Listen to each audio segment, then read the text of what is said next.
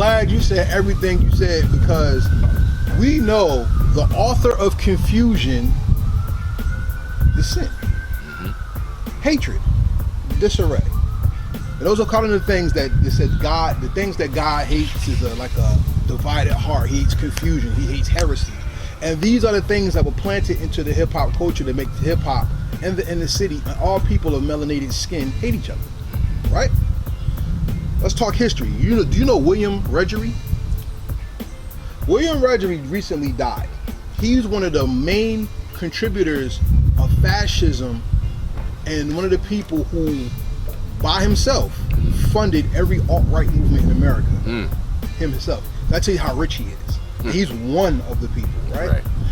And if you look at what hip-hop is, because we're going to bring this back to the fun. We're not going to stay morbid. But if you look at what hip-hop is today, the reason why a lot of the youth don't look at the elder hip-hop is because of money. All right? If you grow up in a bad situation and money is your savior, you'll do anything for that money. Absolutely. I mean, I didn't see 90s era disrespect the 80s. I didn't see 80s disrespect the 90s. I even see 2000s disrespect the 90s, 80s, and 70s. Right. It was in the 2010s. This is pretty new. Right. You see what I'm saying? And when we do that, yes, we take away the legacy of what came. Let's go back to the legacy, though. I gotta have some fun with you. Okay. What's the difference between a Newark cypher and a Roselle cypher? Let's have some fun with it. The Roselle cypher is much smaller, man. But the Roselle cypher is definitely, it's more of a word battle. Like, you know, we talking about, you know, dudes who book smart, you feel me, who got ill vocabulary, you feel me? So they gonna be pulling out some words on your ass, and you better understand, you better be in your dictionary and go get your thesaurus, cause brothers that hit you with all types of shit, you know what I'm saying, from a lyrical perspective. Now, when you went to Newark and you lit in the cypher, them brothers gonna talk about some real shit that's going on, that's happening, that they doing, that they painting that picture for your ass. So, you know what I'm saying? Like, that was the difference in those ciphers. Those brothers was talking about some real shit that was actually going on, happening. And here we was talking about shit that was happening, but it was more about your wordplay. It was more about, you know what I'm saying, being creative and styling with the words, because brothers wasn't gangsters out here, okay? You know what I'm saying? Some brothers was hood and whatever and did some things, but brothers weren't at that time no gangsters out here running around with pistols and shit like that.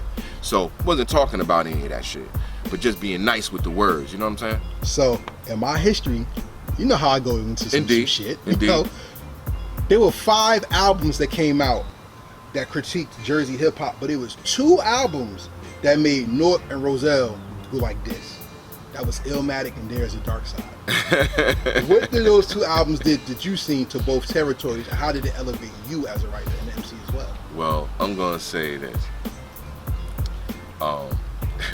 Because see, Illmattic, it was a little bit personal, like almost, because I was almost touching that world at one time before Nas came out, because I met Large Professor, you know what I'm saying, back then, and you know, but anyway, Illmattic took hip hop to another level itself across the board,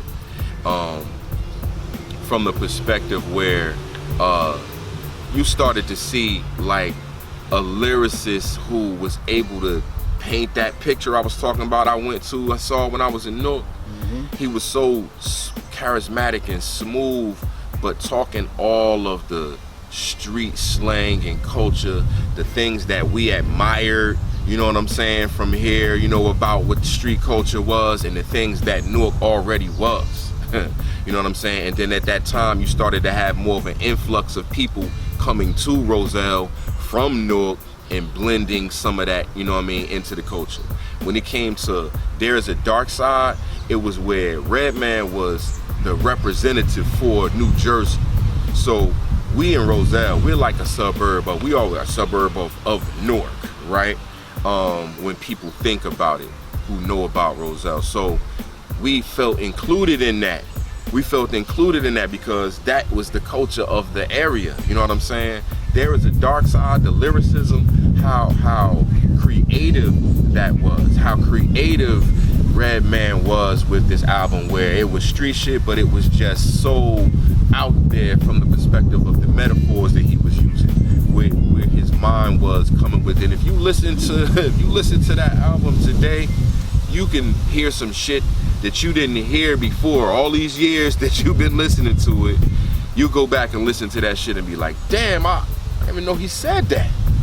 So that was the epitome to me of hip hop at the time. That defined to me what an MC was. Those were like, that's what MCing is. The way Nas is doing that shit, the way Redman, that is MCing, right? So I was at that point in time always striving and trying to be that lyrical, that creative, that different, you know what I'm saying, that metaphorical, you know what I mean, too, at that time. And also trying to put the right words together to paint a picture like the Nas. You feel me?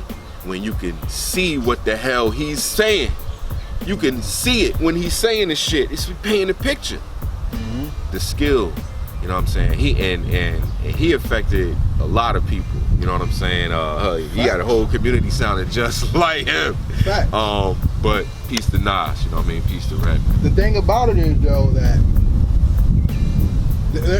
in the area that you're referring to, which is down the hill, Elizabeth Ave, shout out to them, the album that put the battery in their back, so I was told, was Paid in Full. And when Rakim first came out, everybody down there went bananas. Absolutely. Right? Yes. There's only but so many people that can touch a microphone that can change your world perspective. That's MC. Absolutely. But there's an infinite amount of stories that can be told about that perspective. What was the perspective that hip hop gave you that made you see the world and know that you are in it and different from it at the same time? What song? How did hip hop do it to you? Well, I'm gonna say this. It started, like, it's been a part of my life since the very beginning, right? You know what I'm saying? Right. So, the way that hip hop changed my life was that it is, and continues to be the soundtrack of my life.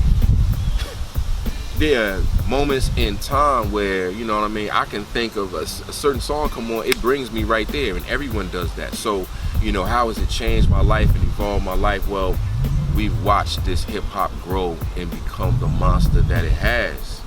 We used to sit and wait just on the damn weekend, Friday, Saturday night, just to listen to the damn master mix and put that shit on tape. Right. And my cousins would call me up from North, yo, dub that shit for me, send it to me. And we would do that every weekend. We had tapes and tapes and tapes, you know what I mean, of all of these master mixes because we were hungry for it. So we sat here and watched this music grow from this baby that they thought was gonna fade out into this gigantic monster that's like the #1 selling music in the world, you know what I mean? So it's changed my life as I've seen people go from poor to rich, you know what I'm saying? It's changed my life as I see people go from unknown to known. It's changed my life from the perspective of it's been a driving force for me, you know what I'm saying? It's actually helped me to become, you know what I'm saying, more competitive, right? This is a competitive sport. This is a one-man competitive sport, right? So when you grab the mic, it's not two of y'all speaking into it, it's just you and that microphone and those people out there, whether they're receptive to those words that you're saying, right? So in life, right, I'm a professional in life too. When I get a chance to speak in front of a large group of people, I'm comfortable there. I'm good there. So, you know, there's a lot of things that, you know, I've taken from my hip hop experience. I've been in the trenches with the grimiest dudes. You know what I'm saying? When I go into the hood and the grimiest place, I'm comfortable still. I'm good. I read rooms. I understand it. So hip hop is helping to open my eyes and to make me more of a streetwise person because of where it's taking me. You know what I'm saying? Hip hop has opened the door for me to work with brother like Elder Sensei from the Artifacts. Peace to Elder Sensei, peace to Tane. You know what I mean? Peace to DJ Chaos, God bless. So, you know what I'm saying? It's opened the door for me, and from that perspective too, man. So I'm still active doing this thing, you know what I mean? I'm still trying to keep the name going. Peace to my Random Chaos brothers.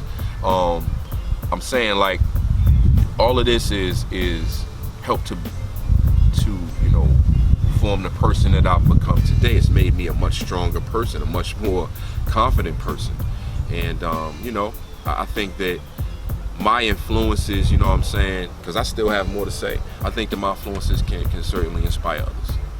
KRS once said an MC can rap to you about life, your life, and a rapper only raps about their life. And I believe that the best MCs are people who can go in any phase of life and excel. Absolutely. The best MCs to me are teachers. That's right. On the wicked side, they can be lawyers or politicians. Shout out to Do It All for doing it the right way. Oh, absolutely. Peace to Do. The best MCs know how to read a room, run a room, and leave the room with the aura that's still there. Who's the most impactful MC outside of hip hop that influenced you? I'm gonna, like, from the gate, I'm gonna say KRS-One, right? Outside of hip hop, not a rapper. Oh, you mean you said it? Not a rapper at all. They outside. Oh, just a person. But an MC who really left an influence on you that's not a rapper or a musician or something like that. Well, I'm gonna say my father. Okay. Okay. And I'm gonna say that because, see, this whole rap thing started from my father. Peace to Dave D. Senior.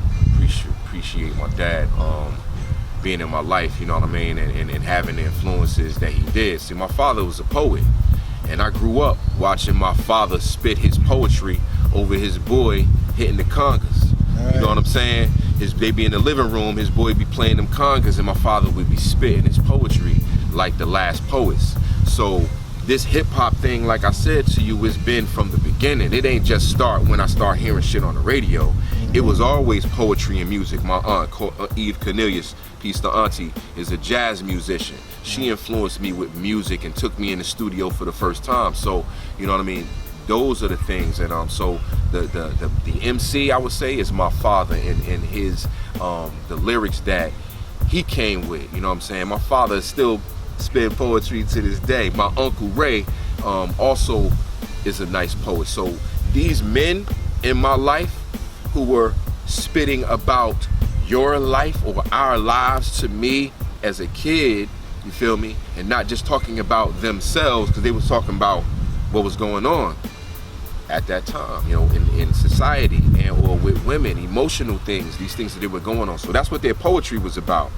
And me picking up on that, that's definitely one of the most major influences for me.